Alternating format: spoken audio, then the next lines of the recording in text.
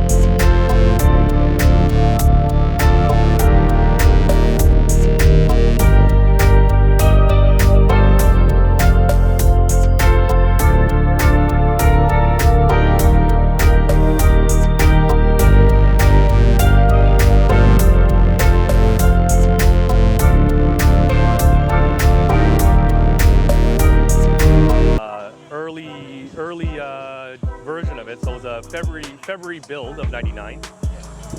So this car, the previous owner in Japan, so I brought this from an auction house, USS Yokohama. The previous owner dumped a lot of Nismo parts. I have all the certificates of it, and it's a treat to look through all of it. Nice. So I'll go through the car, each part, I guess. So first thing is how you see the front corner of the car. You've got the Nismo S-Tune front bumper, and you've got the Nissan OEM optional fog lights that are just below the blinkers. And it's got Nismo shaded, so it's like a shaded dark blinkers, and it's the front and the fenders. You got a Nismo intercooler with the Nismo intercooler piping set. You also got the ARC cooling panel. So in the engine bay, you've got the Nismo intake funnel. It's got a Mines air filter in there. It's going into a 2860-7, so they're the NER ball bearing turbos, so the AA403s. You're coming out to Nismo charge pipes. You got Nismo radiators. The block was refreshed at Nissan like 40,000 kilometers ago. There's a receipt for yen1 million from Nissan, and this whole car was serviced at a single Nissan dealer. Which one was that? It was up in Sapporo. Okay. So this car, it was a Sapporo car, which usually you kind of relate it to as rusty car. The owner actually kept this car in a garage, surprisingly. So the paint is, so aside from the front bumper, it's original paint. I've had to kind of do a cut and polish on it and then ceramic coat it, but the paint's original. The auction grade for this was a 3.5 interior B. It was at a Sapporo auction house, and then it went down to a Yokohama auction house, and they're both 3.5 interior B. So at least I know the grading's consistent. Yeah. It went how many times to the auction house? It went once in Sapporo and then once in Yokohama. Okay. Yeah. So car's got 150,000 kilometers, so it's a high miler, but it still drives like a new car. Like there's about $30,000 to $40,000 worth of Nissan receipt that this car's had throughout its life. Sounds like almost like doing the refresh at Prince Nissan. Pretty much, and I swear the owner just loved to go to Nissan dealer and just spend parts. Like boots for like the drive axles, the transmission seals, the bushings, like underneath it's a lot of stuff has been replaced. It used to have a Mines VX ROM, so like a chip on an ECU. So it used to have that. I've since changed it to a Haltech Platinum Pro with wideband, so you can see the wideband and then the boost solenoid. So now, because it's on the Haltech, I don't use those maps. So those maps are actually not being used. It's on the map sensor now. Power-wise, 370 all-wheel and 275 all-wheel torque. It's a very light tube, and it's got a flat torque. So actually, this car, when you go through the revs, it's just constant torque. It's a pretty fun car. I don't intend to do like 600-700 horsepower. I don't do single turbos. The theme for this car is to keep it like a 90s period. So 400, exactly. So around 400 wheel horsepower, and focus just on handling. What's the suspension? So the suspension is Bilstein coilovers. Bilstein? Yes, Bilstein. And it came with Bilstein from Nissan, right? I don't remember the brand for the OEM shocks, but these are adjustable in rebound and also on the height. So you can see in the rotor, so it's got the Z1 two-piece for the 370Z. It's got brackets so that you can adapt the Brembos to it. And then the LMGT magnesiums. The wheels were refinished by Roro Designs. They used to be bronze, and they used to have 7 layers of paint. And the reason being is, I think the previous owner didn't know how to deal with magnesium. If you try to strip it like aluminum, it will catch on fire. So you definitely don't want to do that. Yeah, and so we did test, and we took a chunk off of it, like a little bit, and we reacted with baking soda, and it actually did react with it. So it's magnesium. Made sure it was the true. Yeah. Pretty much. So that's pretty much in the engine bay. So you got the Nismo fender covers. It still has the original blow-off valves, the internals, and you got the Nismo shaded corner lamps, just like the front. And they actually, a fun detail, they actually say, I think it's on this one, sorry, on the front one, it actually says Nismo Motorsports, which is a pretty cool detail. So right there, it actually says Nismo Motorsports. It's a pretty cool detail.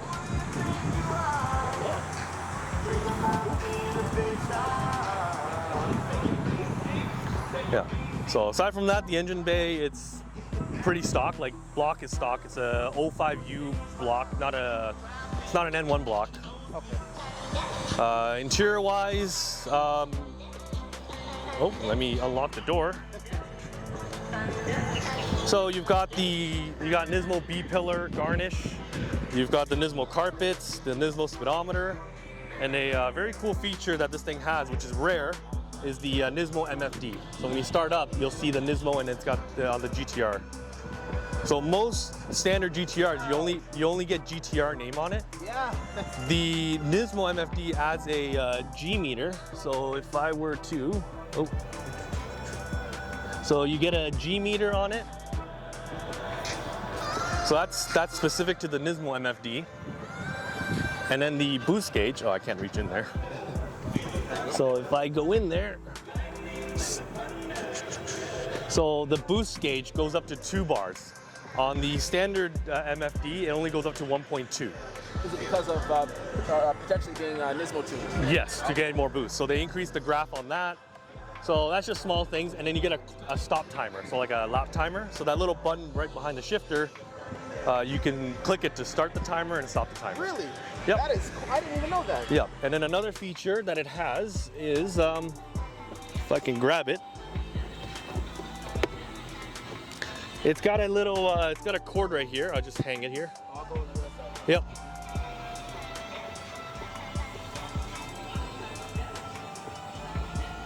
So on the Nismo MFD, you get a little connector that you can connect to your laptop. I don't have the floppy disk, but you can actually log everything that's recorded on here onto a laptop. Really? Yeah. You think you could actually Well, you probably find an adapter to put it to your laptop? well, you need a Windows 98. Windows XP does not work on it. Nothing, no newer Nope. operating system. So it's very, it's probably, I'm probably never gonna find it, but it's something like that. Okay, that's all. So that's cool. Dig up your old, probably like Exactly. IBM or something. Is that a turbo timer or ECC? That's a turbo timer. So it's a Blitz, I believe it's a Blitz turbo timer. Another neat feature that you won't see on other R34s is these. Over there and there. These are Nissan optional knee kind of bracing. So they actually make your driving position more tight. So when you're taking a corner, you actually have somewhere to have your knee kind of. It's like a bucket seat without a bucket seat. For your legs, for your knees. Yeah, for your knees. Wow, that's actually really cool. So you're sitting in and you take a corner. At first I thought it was tight, but after you get used to it, you're like, oh, actually that's beneficial. Yeah, man, that's really good. So not much R34s have these. They're kind of rare. And you got the Nismo pedals. I did notice that you have the original Nismo like writing on the pedals. Like Yeah, so it's old logo Nismo pedals. That's cool. That's cool. And how does it feel sitting in these seats? Because I'm sure you sat in 32 or 33 seats. Yeah, these seats, they're a lot more bolstered. They're very comfortable. You're very comfortable? Unfortunately, these prices for these seats are crazy, but they're comfortable for a reason. Those little rubber circular pads, they actually do grip you. And then steering wheel is just a custom steering wheel with a carbon fiber on it. And then just to round it off, a Nismo GT500 polyurethane shifter. You custom this? So I bought it in Japan, so I have no idea what the brand was. It was like just like a third-party brand. Okay, still nice. Yeah. So yep. So clean and simple on the interior, nothing crazy. You have a beautiful car, man. Thank you. Honestly. And then I see this wing on the back. So I'm not sure the brand for these high risers, but they're just like your carbon fiber high rise. I don't know the brand. Unfortunately, I bought it locally here. Thank you. So in terms of V-Spec, just to quickly, for anybody that wants to wonder what the difference between a V-Spec and a standard. Yeah. So you get a carbon fiber diffuser on the back for V-Specs. You get the front splitter, so as we saw the front bumper there, we had a black splitter. That's only on the V-Specs. And then you get instead of just an Altessa ETS all-wheel drive, you get an Altessa ETS Pro. Bro, yes. So you get a faster reaction time for the all-wheel drive system. And then instead of a mechanical LSD in the rear, it's an active LSD in the back. So that's pretty much the main difference for the, and then on the MFD, so on the standard GTR, there's only 5 measurements.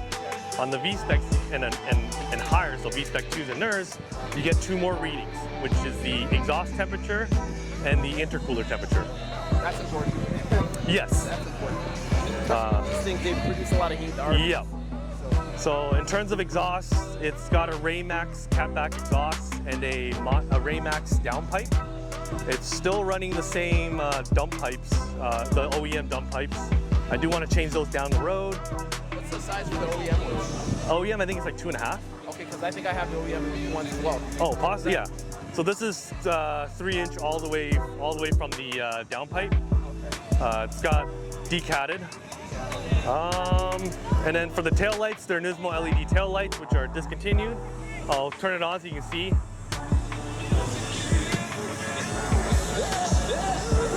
So the Nismo ones, yes, they come with the LEDs.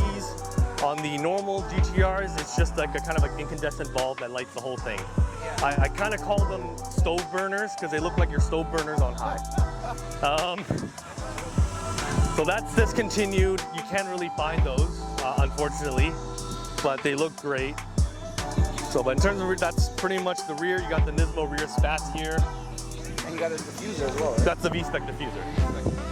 So back in '99, Nissan was already putting carbon fiber on cars, and you can kind of take a quick look. It wraps quite far. It goes up to pretty much where the front and the rear diff is.